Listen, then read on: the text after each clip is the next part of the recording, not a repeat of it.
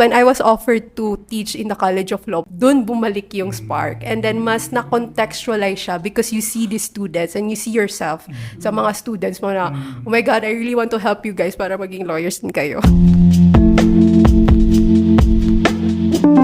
This episode is in partnership with Digest PH. Digest PH offers various features designed for law students and lawyers. With Digest PH, studying and legal researching are now easier. And the best part is, if you use our code LOSTDIGEST, you get to enjoy 20% off on your subscription. So whether you're preparing for an exam in recitation or need to brush up on case law for your practice, Digest PH is your go-to website. For more details, you may visit their website at www.digest.ph. Now, let's go back to the show. I am Attorney Haron, and with me is Attorney Hanan, and welcome back to The Lost Podcast. It's Monday again, and you know what that means. Another episode and another inspiring law journey. Everyone, we hope you're all doing alright. We are excited to have you with us as we dive into the world of law, life, and everything in between. So grab your headphones, get comfy, and maybe even a cup of coffee or tea because it's time to get lost. Hi, Attorney Hanan, kamusta? Okay naman, excited ako. Excited ako para sa mga mag-host taking. Yes, this week. Finally, may abogado na sila. Kasi pag nakakasalubong ako ng bagong pasar, tatawagin na ba kitang attorney? Wala ka pa mang Oo nga. Tsaka I remember yung kasama ko yung friend ko si Attorney Narhana sa Rusong. Nung nakita ko siya last time sa Boss Coffee, shoutout sa Boss Coffee, sabi ko, huy, wag ka munang gumalagala. Kasi wala pang out-taking. Graduation. So, ayun. Yung sa ano, yung parang cultural belief natin na dangerous yung life. Habang wala pang out-taking. Pero in fairness, ang tagal ng out-taking nila. No? December 13 lumabas yung result. Tapos January 24 yung out-taking. So medyo matagal. Kami kasi 2 weeks lang eh. At least yung out-taking ang matagal. Ayun Hindi yung lang. paghihintay ng result. Yes. Kasi yung sa guest natin ngayon, nung sa amin, ang tagal nung result eh. From November, lumabas yung result, April na. Ayun. So mga 5 months. Right. Kami ata yung last na ganun katagal.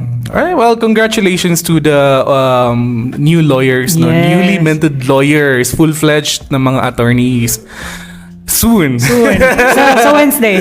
Yes, inshallah. Congrats again. So, in today's episode, we've got an amazing guest for you all. Our guest lawyer for this episode obtained her Juris Doctor degree at Mindanao State University, Iligan Extension, and she graduated as the class valedictorian. Inshallah. She passed the 2022 bar exam or the Kagiwao Bar. Everyone here with us is Attorney Jazz Amwood. Please say hi to our listeners, attorney. Hi to our lost podcaster. Welcome. Finally, welcome Yes, to the finally. TLP. Tagal kong naghihintay ng invitation. Joke. Matagal na yung invitation. Yes. Yung schedule lang yung nagbakasyon muna tayo. Nagbakasyon muna. But thank you for Yes. joining with us dito sa TLP. This is our 22nd episode in the TLP. Mashallah. Congratulations. Thank you. Alright, Attorney Hanan. Ito yung pinamahirap na question na binibigay ko talaga sa mga guest namin. Ano yung pre-law? Ano yung pre-law course mo? Yung pre-law course ko is AB English. I graduated in MSU IIT year 2017. That was during the Marawi siege. And right after, sabi ko, what if mag-enroll na lang ako sa law school? Because parang I feel like there's something kulang. Parang gusto mo, you want to have a different perspective about the world, about the society. And yun, sabi ko na, what if i-try ko na lang mag-enroll sa law school? Wala naman siguro mawawala. And if it doesn't work out, then wala, okay At lang. least you try, diba? Yes. Pero in the first place, what made you decide to pursue AB English? Random. Actually, hindi talaga siya part ng bingo card ko, but it was the course na offered. But I think it led me to the path where I am now. So, if hindi yun nangyari na parang curveball, I don't think that I would be here na, becoming a lawyer, working in MCB, tapos working as a lawyer in general. Pero prior to you entering your program na AB English, did you already thought of pursuing law school na ba? as we all know, di ba, pag Maranao yung parents mo, it's either lawyer, engineer, doctor. So parang, okay, parang malayo-layo yung doctor na part. So siguro try ko na lang maging lawyer. So I think it worked out naman. So before ka talaga nag-AB English, may ano ka na, parang na-imagine mo na you will pursue law school after AB English? Siguro hindi siya parang idea na embedded in my mind. Parang random thought lang siya. Afterthought na siya. Yes. So, attorney, ano yung naitulong ng AB English sa law school journey mo? Actually, I think yung sa IIT kasi na program, more on linguistics, literature, tapos English teaching or teaching English. I think yung pinaka-important na contribution niya sa akin to pursue law is in AB English kasi parang na-expose ka to different kinds of values in different stories. So, kasi in general, di ba, liberal arts. So, parang the values of society, the principles that you want to hold, parang yun yung naging direction ko na maybe I should see this in a different perspective na hindi lang siya theoretical because parang gusto kong mag-touch ng grass. And that's where law school entered. Na parang law school gave me a different perspective about how the world works. Yung pursuit of justice, yung ganun na ideals of us as a human society. Parang yung idea ko kasi is that if you're a human being, dapat may contribution ka sa society. So right. ganun siya. Yung AB English na program ni Attorney Jazz, more than dun sa na-contribute niya na galing sa English, no? I think naka-contribute siya dun sa pagiging idealistic mo. Yes. And I think as a lawyer, partly you have to be idealistic na still kailangan you hold on to that thought na you have to help the people. You are for the people, no? Yes. Kasi if you're a lawyer tapos wala kang idealism, then you would face different difficulties in life, aka corruption or yung other difficulties like injustices. Tapos kung wala kang idealism, parang madali kang masway on the dark side. Yung moral mo talaga, no? Parang napakadaling yun nga, masira, di ba? So, attorney, di ba parang sabi nila, advantage daw sa inyo yung galing ng English nyo sa law school. Pero ang naririnig ko din, disadvantage yung sa AB English, parang you are required to write long passages and then contradicting naman siya sa law school na kailangan you're direct to the point and then brief and concise. So, paano mo naman na-navigate yun when you were in law school? Parang major contribution sa college life ko is debating. Undergrad debating. Shout out Kaya MIT. pala. Yes. So, for me, siguro sa start, difficult siya kasi you really have to change who you are. Yung skill, training mo. Yes, your skill set mo. Yes. But you have to recognize din na you have to adapt with the system sa law school. Kasi sa law school, pinaka-important thing is how you answer the How you questions. Yes. Totoo. Kasi pag bar exam, yun naman talaga yung core eh. I-determine kung you know how to explain the law, how you analyze, if you have logic or if you have logical answer, and you have to perform that or you have to show that in 4 to 5 paragraph, diba? Yung pinag-aralan mo for 4 to 5 years, parang madedefine lang ng ilang questions. So, for me, I think pag AB English ka kasi, you would know how to adapt and you know how to make your answer concise. Actually, there's so much irony kasi pag AB English ka, you have to write long passages. But come law school, dapat short and concise. Walang flowery words. Yeah, walang flowery words. But after becoming a lawyer, you have to write major pleadings. Yun nga. Like, petition for review, appellant's brief. So, babalik at babalik ka pa rin. But I think meron din naman yung concise, straight to the point. But wala namang sigurong pleading na 1 to 2 pages. So yeah, parang babalik ka pa rin. So, yun. I think there's so much changes. Parang metamorphosis mo. So parang yung process mo from undergrad to law school to becoming a lawyer, ang daming times na you have to empty your cup to learn. You have to unlearn some things and then magle-learn ka naman ng bago and you do that repeatedly in that process. No? So, bali yung skill set na tinry niyang ibahin sa law school, eventually, sa practice, buti na lang she had that skill set. Yes. Kasi yun pala yung magagamit niya. Yes. Writing is everything pag lawyer ka. So, yun yung sa paano sumagot ng bar questions. So, curious naman ako, pag sa recitation ba, straight English? What's your memorable recitation? Wow.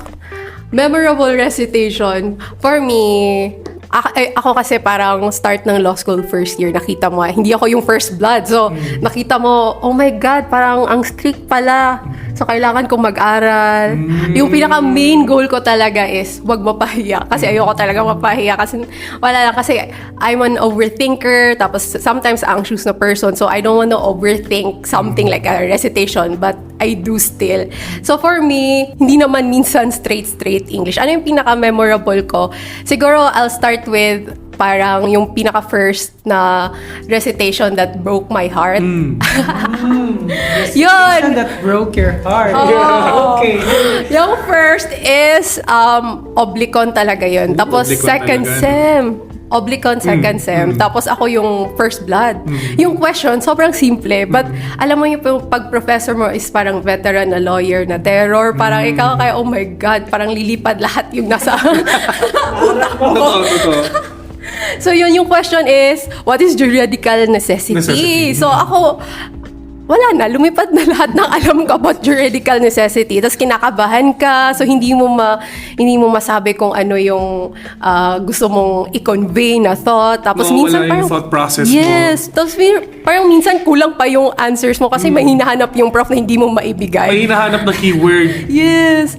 Kung pwede lang ibigay ko na lahat ng alam ko, pero yun lang po, hanggang yun lang po. So yun, parang napahiya ako doon kasi ang tagal na nag-stop yung professor sa akin. Yeah, so I was standing. But actually, that was the time na sabi ko, hala, baka yung law school is not for me because oblicon is so difficult. AB English ako. Tapos yung mga classmate ko, CPA. So parang, hala, ano na lang yung ambag ko dito. But thank God, actually, there was this parang plot twist. At the time, I thought na, okay, babagsak na ako sa oblicon. Tapos, nung makita ko yung result ko sa midterms, I was walking, papunta na ako sa office ng College of Law. I was thinking to myself na, oh my God, babagsak talaga ako. And if this is not meant to be, then sige, go. Okay That's lang. it for you, no? Yeah. Tapos, pag pasok ko sa College of Law, biglang sabi ko, just Mera Amud po. And then, kinuha nila yung test booklet ko sa top, pinaka-top. Then sabi nila, hala, ikaw yung pinaka-highest sa... Amazing. Sabi ko, oh my God. I'm sure that that experience na ikaw yung naging top sa class mo, that boosted so much of your to pursue law school pa, no? I'm sure, no? Sabi ko, it was a sign siguro na baka magstay pa ako. Char. You not performing well sa recitation will not define kung The rest. kumbaga pwedeng maganda yung performance mo sa writing ganun. So parang never give up lang talaga kasi minsan you will just give up and then wala na kasi napahiya ka sa recitation parang ilaban pa ganun. Tsaka yung kalaban talaga ng law school yung overthinking, no? Yes. Pinaka-worst na experience ko na sinabi sa akin ng prof ko during recitation, yung sabi niya na si Ma'am Ditoal, hi po, ma'am. Hindi. I love her subject. No? Yung sabi niya, sana nag-meet tayo, sana we're on the same page, ha? Kasi yung mga sinasagot ko, it's all over the place. Ganun. Pero yun yung sinasabi ko, I always say this na, yung wag mag-overthink at saka yung mga subjects na may mga super terror na mga professor, sila yung maaalala mo, sila yung papasalamatan mo during your review. Kasi literal yung subjects nila, like si Ma'am Ditoal, yung subject ko sa kanya was Special Proceedings, Spec Pro, and super hindi ko na siya dinaanan during my review. Parang petics na lang. Yes. Ayun. Ay, wait lang. I have a question, attorney. No? Gusto kong bumalik dun sa recitations na experience mo. Do you think na yung mga law students who have a good command in English can have better survival in law school? Better. Survival rate in law school? I don't think so. Kasi parang hindi yung intonation mo, how you speak in English, yun yung metric. I think it's about the ability to convey your thoughts kahit hindi ka magaling. Kasi meron din namang, alam mo yung sometimes struggle natin as a Maranao, nandyan yung Maranao accent. Yeah. So parang somehow siguro there's an insecurity, but it's not really, because ang pinaka-important part of your recitation is the chunk. Yung, yes, yung Totoo, meat. no? Yun yung Totoo. hinahanap ng professor. Sabi mo kanina, kaya ka nag-aaral na mabuti. Mabuti sa law school is para hindi ka mapahiya sa recitation. Pero I would like also to know if part ba sa plano mo mag-class valedictorian when you were in law school? Hindi siya actually part ng plan ko. Parang never in my life, never ko nakita yung sarili ko na maging valedictorian, especially sa College of Law. So, nung first year, first year to, parang siguro first year to second year, parang siguro wallflower lang. Parang gusto ko lang pumasa 75% and above. Parang yun lang yung goal ko.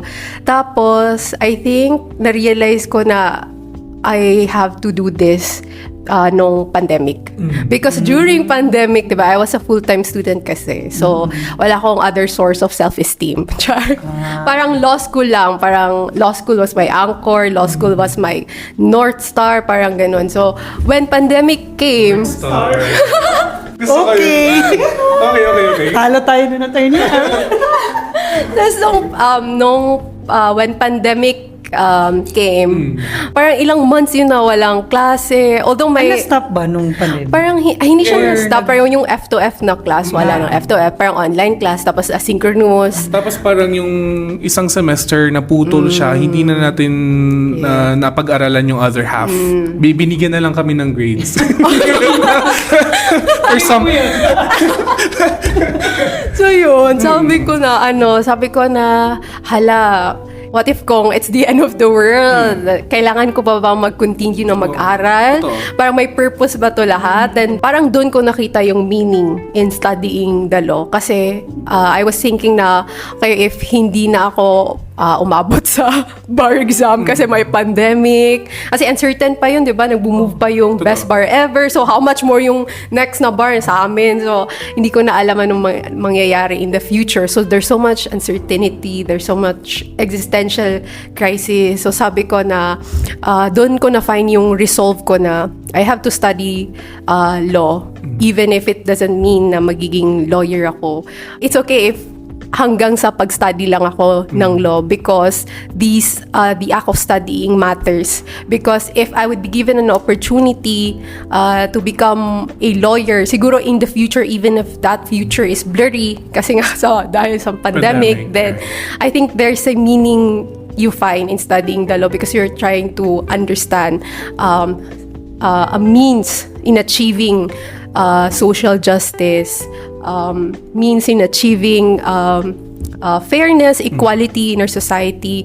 So kahit na kung hindi man ako bigyan ng chance or opportunity na maging lawyer, I think yun na yung resolve ko because I'm doing something that is important.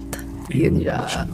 So amazing, no? Kasi yung sa iba, yung pandemic, yung nagpatigil sa kanila mag-law school, yung iba, yung pandemic, yung rason kung ba't hindi na sila nag-perform well. Pero kay Attorney Jazz, iba. Mas ginamit niya yun as motivation niya to become the valedictorian.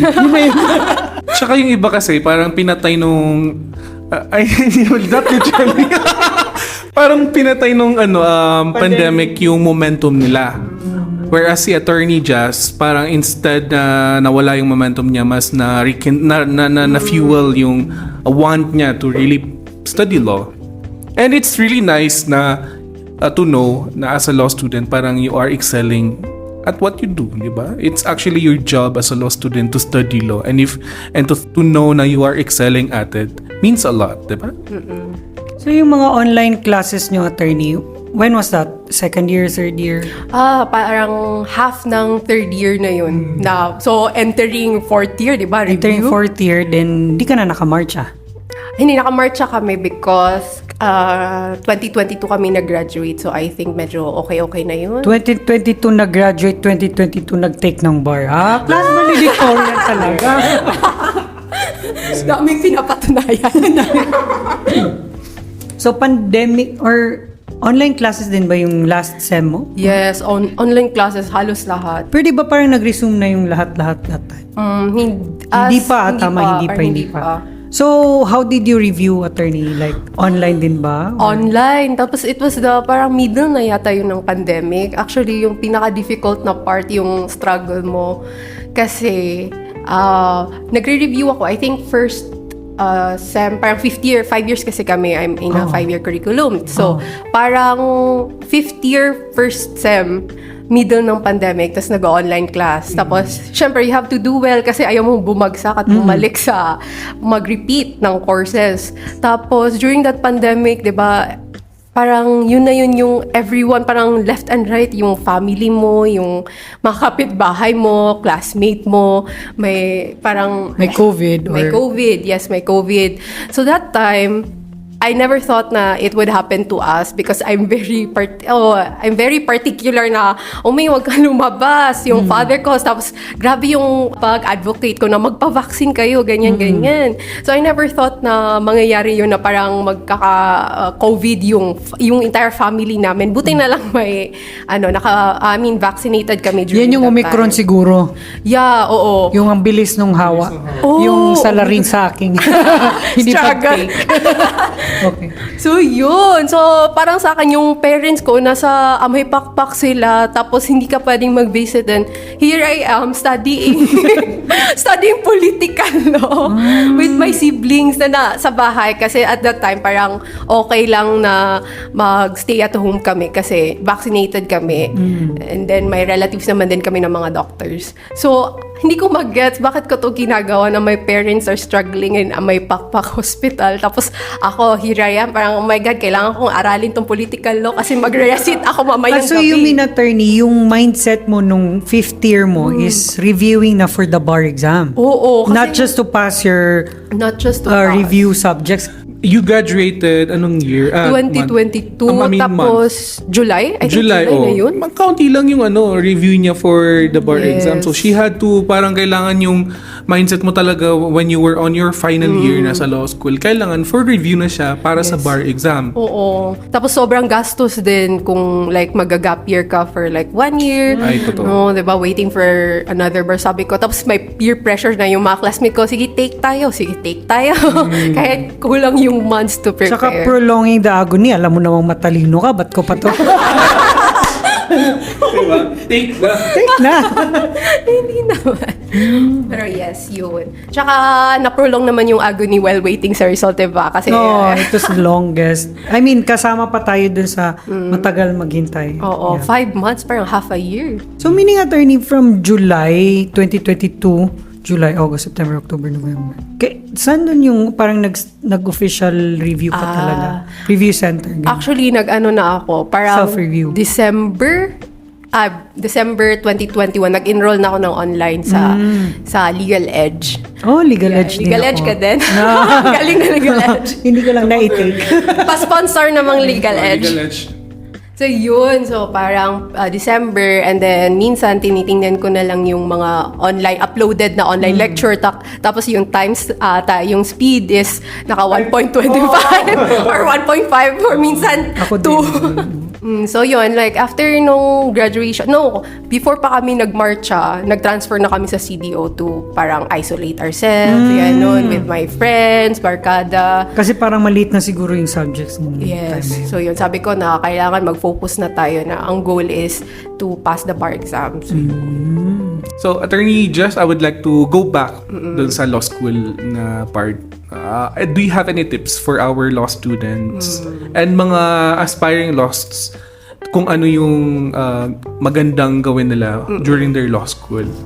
Ako kasi na-try ko halos lahat. Tinry ko talaga yung mga study methods like mag-highlight, mag-take down notes. Pero yung napansin ko talaga na parang nag-improve yung skill sets ko. Skill sets? Yeah. Skill set is Active recall at saka space repetition. So, Would you like to tell us more about that, Atty? so parang active recall, na-watch ko kasi yung YouTube video ni Ali Abdal. Yes, diba? So, basically yung active recall, parang you have to test yourself sa knowledge na na-learn mo in order for it to be kanang embedded in your brain na magiging parang automatic response na yes. And then space repetition, kailangan parang gagawa ka ng timeline kung kailan mo i-answer yung mga questions na na-formulate mo. So parang basically you're just squeezing yourself in kanang different times. So for me, ginagawa ko while studying, nagfo-formulate ako ng possible questions. Tapos, after studying or reading, I try to answer these questions. Then, next morning, parang tinatry ko ulit na i-answer yung questions. And after that, nire-rate ko yung sarili ko. Ano yung pinaka-difficult na question na hindi ko talaga masagot. Tapos, yung difficult na question, sasagutin ko naman the next morning. So, parang alternate lang na Yun din yung ginawa ko during the bar review na every morning may 15 minutes na nag-answer ako ng kundi flashcard. Parang yung mga questions na na-formulate ko. That's why hindi tayo valedictorian. Diba? That's why hindi tayo na valedictorian, Atty. Hanan. Kasi may yung pagkukusa na gawin yung isang bagay. Yung sabi nga nila na don't tell me I'm lucky because hindi nyo alam yung struggles BTS, behind the scenes. Amazing. Okay, so first is active recall and then Yes. second is space repetition. Yes. What else, Atty? Actually, yun lang talaga yung ginagawa ko. Yun lang yung sekreto mo. Yes, yun lang yung sekreto ko. Every time na papasok ako for the bar exam, like day 1, sobrang kaba, diba? Kasi political, no? Tapos Yes. hindi mo alam anong mangyayari sa loob. So, to boost your confidence, ginawa ko is, nag-open ako ng bar question before pa ako papasok ng Tapos, trinay ko answeran yung parang isang question. Tapos, pag hindi ko siya ma-answeran, go to the next. Para at least, pag masagot mo siya, makita mo sa suggested answer, parang nabuboost yung confidence mo. Yes. Kaya ko palang mag-answer ng bar question. So, kaya ko yung bar exam. So, ganun yung ritual ko every bar day. Attorney, ngayong professor ka na sa law school, sa Iligan Extension, napo-project mo ba sa students mo yung parang stricto ka, gusto mo ginagawa din nila yung ginawa mo while you were in law school? Hi to my students. Siguro oo, kasi naging passion ko talaga back then nung I was still studying in law school. Sabi ko, whatever, kahit anong gawin kong work after becoming a lawyer, yung pinaka-anchor na gusto ko talaga gawin is becoming a law professor because I really want to. Parang MSU is really close to my heart. It's a state university, but it's the school that, help a lot of people to become a lawyer. So, sabi ko na, I have to contribute to my alma mater. So, yun. So, when it comes to my student, parang siguro high standards din ako minsan na project ko.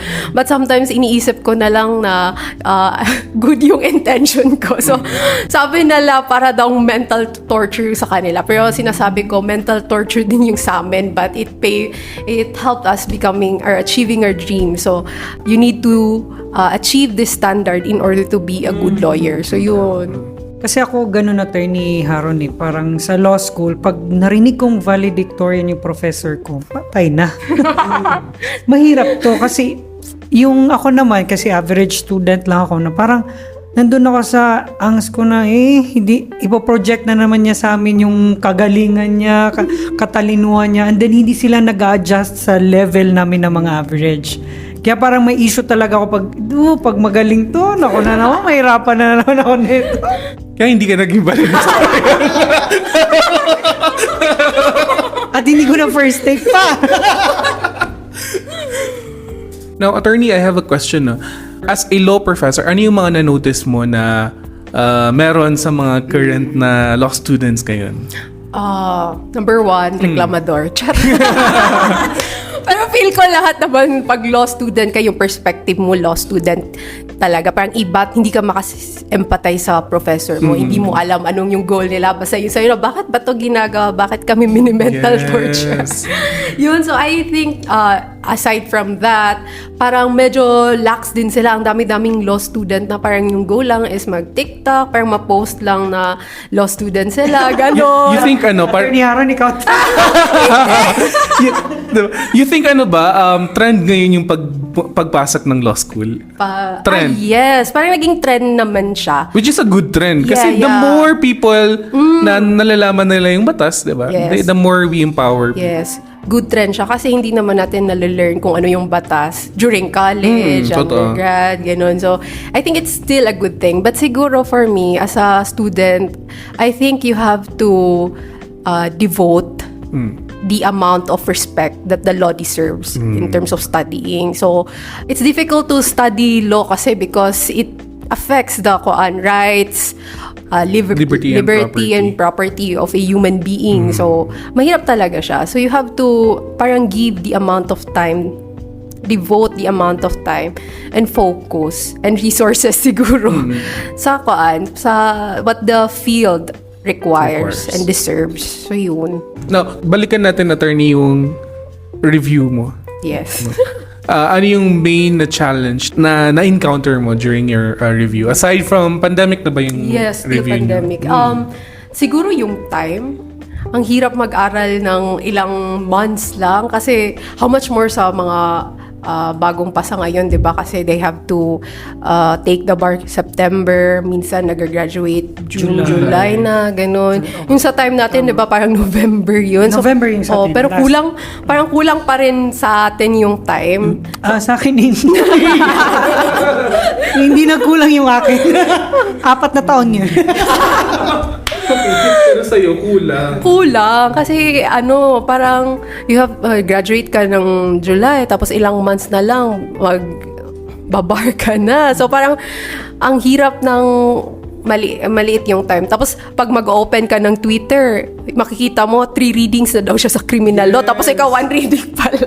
So, paano mo na-overcome yung ganun? Doon na, ano dapat yung ginagawa pag ganun? Siguro quality studying, yun. So, Huwag kang magpapekto sa 3 readings. wag- Kasi alam mong passive reading lang. Huwag ka mapa-apekto sa Twitter. May hugot siya, attorney. Galit Kasi na hindi- galit. Hindi kasi, attorney, wag mo akong tanongin ng ilang beses ko nabasa yung libro. 4 na taon nga eh. Pero I learned active reading. Yes. On my, siguro pang 3rd or 4th year ng pagre-review ko. But yung first, second, lahat yung passive. I even read the preface. Talaga. Baka, So yun, wag kayong magpa-apekto na just because may narinig kayong naka 5 readings na. iba-iba Tapos tayo ikaw 1 basic. reading pa lang. Yes. Diba? Iba-iba kasi, no? iba-iba.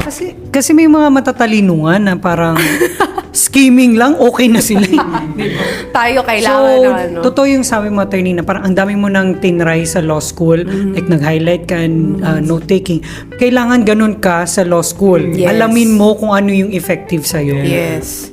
Actually, that's really a good tip for our law students and aspiring law students na gayahin niyo si attorney na sa law school pa lang, ang dami na niyang in-explore. Nag-explore na talaga siya on what dami works. ng time.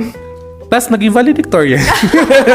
Ending ang nag-work sa kanya active recall and space repetition repetition. na hindi natin kaya. Baka kaya ng mga listeners natin, di ba? So, enough with our law school journey and journey to passing the bar. I would like also to know, attorney, kung paano mo ninavigate yung after passing the bar. Kasi ako, I started as a volunteer. And then si Attorney Haron, nakilala ko siya, volunteer din siya sa legal aid. So, nung sa part mo, paano mo ninavigate yung buhay lawyer? Kasi di ba after mong pumasa, matik iisipin ng relatives mo ng mga tao, mayaman ka na. Tapos yung sana all. palamunin ka pa at the moment. Oh, Kasi di ba true. wala ka pang work. True. Tapos sasabihin yung attorney palibre. Di sabi ko sa'yo. Mama ko nga, sabi na mama, sige lang, bibigyan kita ng baon, mag-volunteer ka lang dyan. Ay, abogado na mo. Umaasa pa sa baon. Yan yung first na misconception ng mga tao sa mga nagiging abogado na mayaman na sila agad. Yes, nanalo po ko. Para po kami nanalo sa loto sa pagpasa namin sa bar. But hindi po yun convertible to cash. Pwede lang. Sana may cash prize. Oo nga eh. Paano ko ba ni-navigate? Actually, yung promise ko sa sarili ko, pumasa lang ako ng bar, okay na lahat. Parang okay Yung sabi nga ni Sir Diron sa amin sa law school, sabi niya, akala nyo lang ang ultimate fight nyo yung bar, pero hindi. There's life after the bar. Yes. Grabing life. So 'di ba, after ng result, sobrang saya. Parang grabe yung hype. Parang okay na mangyari kahit anong mangyari. Sa bitaw. But akala ko sa akin lang 'yun. But I've encountered several lawyers din na pagpasa nila after all the hype, after all the happiness, parang grabe yung downfall. I've been there. Oo. Kasi sabi nila, once maging lawyer ka lang, ang dami na mga work opportunities na i-offer. Hala, asan na itong mga offer na to? Sabi niyo yung kakatok, bakit walang kumakatok? So parang, ako, di ba pumasa kami December, January, nagsa-self-pity na ako niyan. Yes. February, first week, nagsa-self-pity na ako niyan. Kaya sabi ko, hala, didn't man nagikawaan sa gidunia. May attorney ta din na, ano pa nakawaan na kakailangan na makakwata sa gilibak. Makakwata sa gilibak na, manakawaan, kailangan ma-promote na naman tayo. Mataas ang Kailangan SG. maganda ang SG na. Yung parang never ending, no? So yun, parang after nun, I tried. Yung first work ko is actually nag-litigate. Junior associate ako sa SD Law. So, biyano nito kalalo office. Shoutout po sa kanila dyan. Shout out po kay Atty. Mindalano. And Chancey Yes. Zed. Eddie Yes na po Joey kayo. and Attorney Subihano. Inshallah. So, during that time, actually, I thought parang I'm so ready to litigate kasi Conquer pumasa the na world. ako. Parang ganon. Tapos binigyan kami na, sulat ka ng position paper. Tapos kami, while writing, paano ba to isulat? Kasi parang 4 to 5 sentence lang sa bar exam. So yung parang ang hirap because you have to start from scratch again. Parang you're entering this whole new world, very different from law school na, law school mag-aral ka lang, tapos iti-test lang yung knowledge mo, ano yung naaral mo. But litigation, becoming a lawyer, actual practice, parang, paano ko itatay lahat ng evidence to portray it na para maging in favor siya sa client ko. Parang ganun. Parang hindi yung tinuro kasi sa ang hirap magsulat. Ang hirap mag-interpret. Kasi kung question of law lang, alam mo kung ano yung law. But yung evidence, parang hindi mo, parang question of fact. Paano mo siya isa-summarize? Is this enough? There's so much legal research. But actually, litigation is also very, very enriching kasi parang na-experience mo different fields of law. Like for example, land, criminal law, admin, things na akala mo parang hindi siya important sa law school. Sabi mo, public admin lang to na subject. Pero, dinaanan mo lang. Yes, dinaanan mo lang. Pero pagdating sa actual practice, parang, oh my God, importante pala siya. Yes. Yun. So parang, you have to start from scratch again and you have to build yourself again and again. So yun.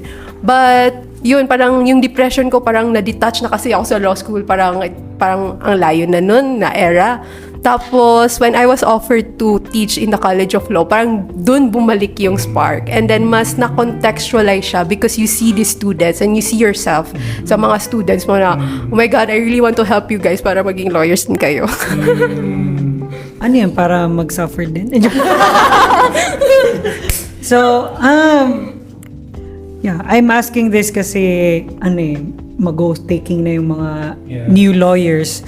And then, hindi talaga madali yung buhay after bar result. Yes. I mean, after taking the oath. I mean, you looking for a job and then makahanap ka man, magsisik ka pa rin sa greener pasture as they say. So, yun lang. So, parang kung may tips ka, attorney, sa mga sa mga bagong pasar ngayon? For me, I think you really have to start somewhere, even if that somewhere is not what you imagine it to be. Yes. Actually, totoo yan. Totoo. Yeah, kasi lahat naman ng lawyers, they have to start somewhere, 'di ba? So kahit hindi siya yung parang ini-imagine mo na parang visualization mo, hindi siya part ng vision board mo. You have to take it. Siguro advice ko is to take or accept pro bono cases sa legal aid because parang nai-enrich pa niya yung experience mo. And what else? If may teaching opportunity, grab it because it helps you to see the world differently. Diba? Kasi back then, parang law student ka. And then, when you become a lecturer, professor, mas iba yung perspective. Parang mas na-anchor mo yung sarili mo as a lawyer. Tapos, in terms of education, what else pa ba? Siguro, accept the fact na you will make mistake. And sometimes yung mistake na yun may affect your client. But you have... Yes, that's scary, diba? Ako yun, kaya ayoko mag-private practice. Kasi parang hindi deserve ng clients ko yung lax ko na performance. Parang you really have to give your best kasi respeto mo na dun sa investment sa'yo nung clients mo. So parang yun yung hindi ko kayang panindigan. Kaya I'd rather step back and find my other, kumbaga sa niche, ibang ibang path. Kaya yun, parang for me, I would excel better sa table lawyering and not with private practice. Yun. Pero I think naman parang lahat ng lawyers, they undergo that part na they will always commit mistake. And siguro parang iwas na lang kung fatal na mistake. But you have to learn from it din and to handle it gracefully. Yes. As long as yung intention mo is genuine, parang you just want to help this client and you believe as a lawyer na yun yung best na... Yes, yung kahit na magkamali ka, at least alam mo sa sarili mo na Yes. you gave everything. Kulang na lang buhay mo na. Buhay mo na kung pwede lang. So, yun din. Yes. Hindi lang din as a lawyer na you have to admit your weaknesses. Kasi as a law student, you also have to be honest with yourself na kailangan mo i-admit ano yung pagkukulang mo, ano yung weakness mo because those are the opportunities to grow and to improve. And if hindi mo ina-admit yung pagkukulang mo, yung weakness mo, hindi ka talaga mag-grow. Parang stagnant ka lang as a person kasi feeling mo perfect ka na. Pero hindi dapat ganun yung life as a law student. Tsaka like yung sa, tawag dito, pag pumasa ka kasi it's normal that you feel high. Yes. Na nasa taas ka na at lahat. Pero naalala ko yung sabi nga ni Atty. Haron sa akin before na if hindi daw siya nakapasok dito sa office natin na ang daming lawyers, I think we are more than 20 lawyers here. Kung hindi daw siya dito nakapasok, since nung nakapasok siya dito, na-realize, parang na-humble siya na parang, I'm just a regular lawyer. Kasi di ba when you pass the bar, feeling mo, ikaw lang yung tao eh. Saya-saya mo Diba, like, yung mga bagong pasar, parang good for 2 to 3 months pa yung feeling na Yes, galing parang ko. enjoy mo. Kasi yung society kasi natin, yung community kasi natin, talagang they celebrate us. To the point na feeling natin, grabe, ito pala yung pagiging lawyer, no? Ang galing ko pala na tao na napasa ko yung bar. But I am thankful that my first work ay dito sa Marawi Compensation Board because yun nga, this is a quasi-judicial body for those who are not familiar. No? And marami pong mga lawyers dito. Kami, Yes. si Atty. Hannah, Atty. Jazz. And every time na pupasok ako sa work, I see a lot of lawyers. Doon ko na-realize na ay, hindi pala ako special, di ba? I'm just a regular person na nakapasa ng bar. And yun yung pinapasalamat ko na I get my first work is here dito sa MCP. Siguro din parang important quality as a lawyer is yung humility. Actually, kasi if I see it parang yung dito sa office natin, yung may mga magagandang mostly magagandang position or nasa high positions ng mga lawyers, talaga, alam mong may humility sa kanila. Pwede mo silang kausapin as ate, kuya, ganyan. Sobrang approachable. Dito sa MCB, we deal with the clients, with claimants, di ba? Yes. So, paano ka magiging approachable kung super high yung and mighty yung feeling mo? Yes. Diba? But don't get us wrong, it's really normal for you to feel like you're an almighty. Parang When siguro, yeah, siguro but you parang- just have to Pull yourself Yes. and keep yourself grounded. Siguro, yung after the result, parang bask with all the glory na feel mo. Because you deserve it. Of You course. deserve it. Feel mo lahat yan. Oo. No, totoo. So I hope our listeners, sa mga bagong pass sa bar, I hope you get one or two dito sa mga usapan namin with Attorney Jazz. Feeling ko na-skip natin yung part na anong reaction mo when you pass the bar? Oh my God. Ano yung reaction ko pagpasa ng bar? Actually, parang di ba 5 months waiting. So, Teka lang, may reaction video ba to? wala. So sad. Bakit wala kang reaction video?